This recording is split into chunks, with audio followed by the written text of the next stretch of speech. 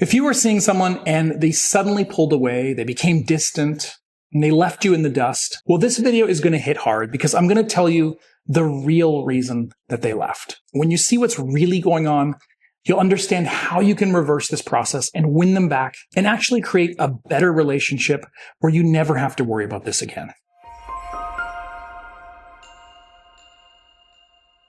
So what is it that makes an avoidant leave?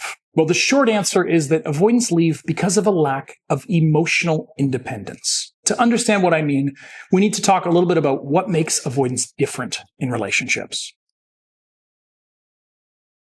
So avoidants struggle with relationships because of how they respond to intimacy. Now, nearly all people have a dual response to intimacy. On one hand, they find it comforting and exciting, positive emotions. But another part of them finds it risky. It requires them to give up some of their independence and be accountable to another person. And those are obviously the possible downsides, the negative potential. For most of us, the good outweighs the bad, and so we are able to connect and deepen our bond with the right person. But avoidants see the negative as outweighing the positive.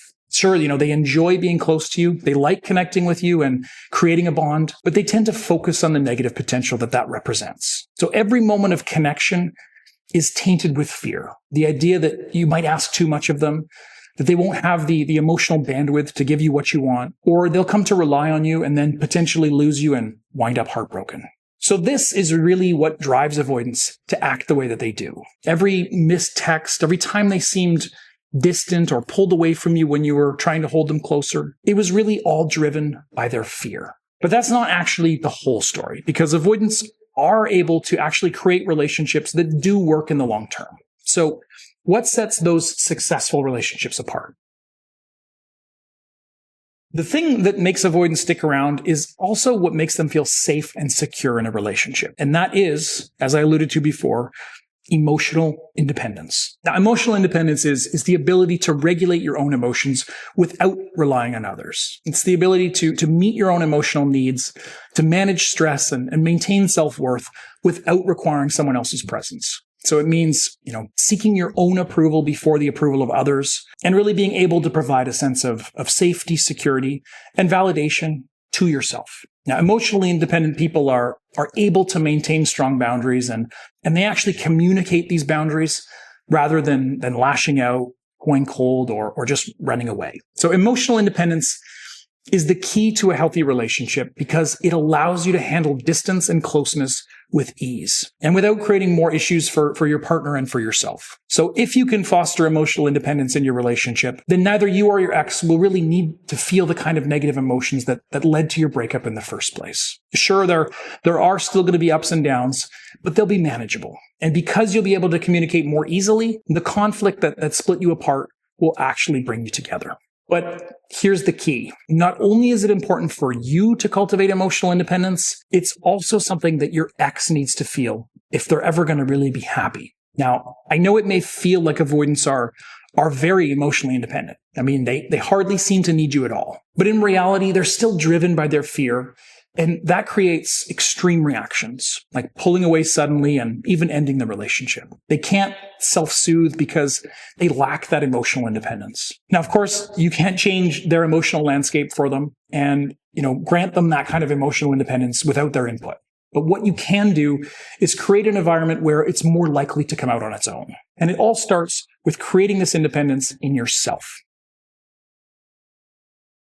Gaining emotional independence isn't easy, but it is going to be crucial to winning your ex back. And regardless of what happens, it's never going to be wasted time because it's going to make you feel more secure and confident for life. So let's talk about how to get it done, starting with step number 1, which is to take an emotional inventory. So if you lack emotional independence, then it means that you're not able to regulate your emotions in the ways that you really want. So how exactly do you manage your emotions currently? Look at recent times that you felt extremely stressed, anxious, or had any kind of negative emotional experience. How did you deal with it? Did you push it all down and try to repress it? Did you reach for distractions like food or social media or sex? Did you vent excessively to the people around you? Maybe punch a wall? Now, these may have felt like the only options in the moment, but they're actually contributing to your negative feelings in the long run because they're not actually dealing with the problem at hand.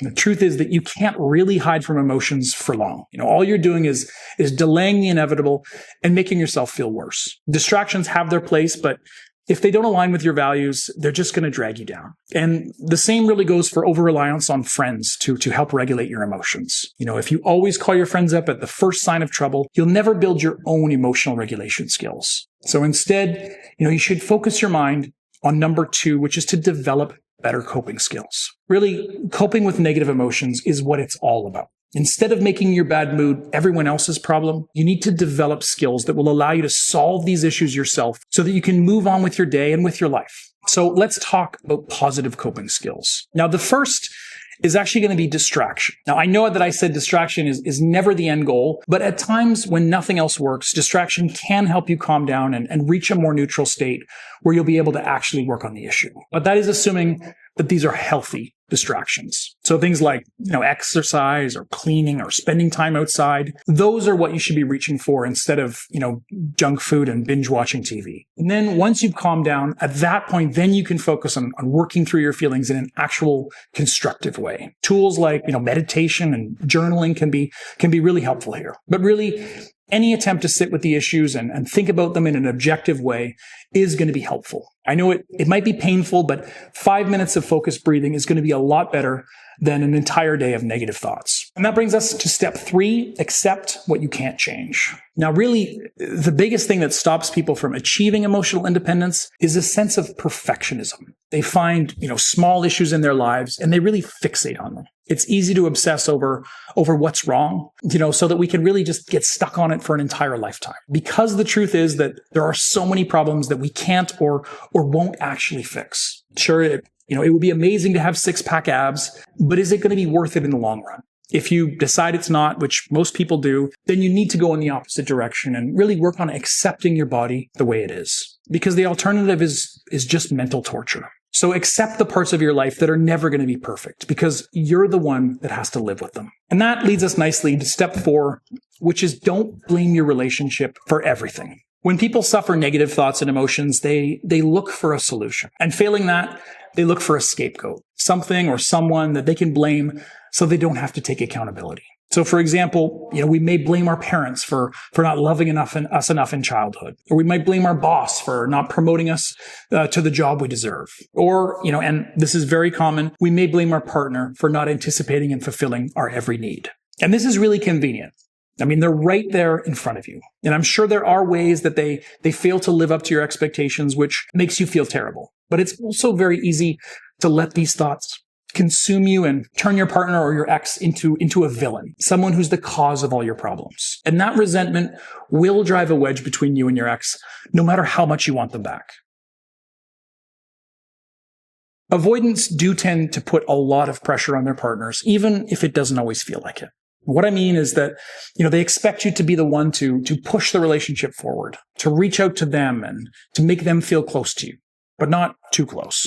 And they expect you to do it without them really telling you how they feel or what they want. And this lack of communication is where an avoidant's lack of emotional independence really becomes obvious. It's a smokescreen to hide a simple fact. They're just as affected by you as you are by them. Just look at the pattern. The two of you get close, they get scared and pull away. You chase them and they feel pressured and they take more space. It's a negative spiral that really neither of you can escape because you're too caught up in it emotionally. You're both constantly wondering and making assumptions about the other person and what they're feeling, and that's driving your insecurity and your negative behavior. So your first move, and really your best move, is to break this cycle. Step away from your ex. Stop calling them. Stop texting them. Stop obsessing about their every move, demanding attention, and making assumptions about what they're thinking and doing. Instead, start living for yourself. Focus on your own life, and for a while, leave your ex to their own devices. Set goals and work towards them. Reconnect with people you've lost touch with. Improve your life in subtle and profound ways. Do what you'd do if you felt there was no chance of ever reconnecting with your ex again. This is really an opportunity to see what you can accomplish on your own without your ex, if only to prove to yourself that you have what it takes. This is going to be a great chance to, flex those emotional independence muscles that you've already started building. Now, of course, no one can survive without some support from other people. So whether it's a trusted friend, a family member, a mentor, don't underestimate your need for other people during what can be, a chaotic and confusing time. And that is one of the reasons that I created my one-on-one coaching program. So if you could use someone in your corner cheering you on, helping you out, please go to breakupbrad.com/coaching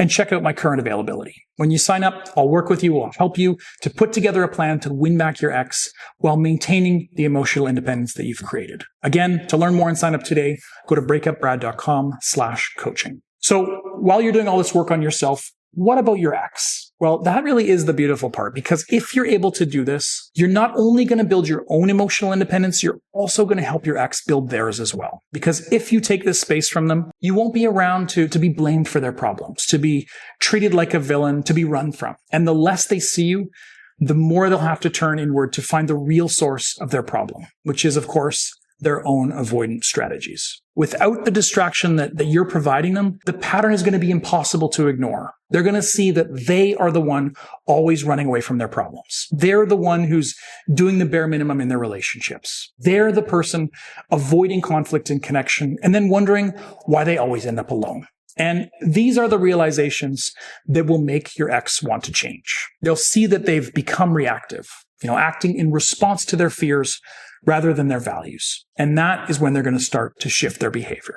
And the time apart is going to give them a chance to actually build these emotional muscles in the same way that you are. So that when the two of you reconnect, they're going to see that you're not the source of their problems or someone to be feared. You're someone they can actually build a life with. Now, of course, this is only the beginning of your journey to get back together with your ex, because things are going to change when the two of you start to reconnect. And you do need to be careful, or you are going to end up falling back into the old habits that led you here in the first place. So here are the rules that you'll need to follow when you're reconnecting with your ex. Rule number 1 is let them set the pace. Avoidants get very used to being chased. This means that they're often the one holding back while their partner pushes things forward, which puts them into a reactive place. So when you put the ball in their court, they feel more in control and more confident. Rule number 2 is slow down. If this works out, you'll have, the rest of your lives together. So there's really no need to rush things. So ask yourself, why am I pushing to move more quickly? I think you'll see that it's just an attempt to get some validation so that you can calm your own nerves. Remember,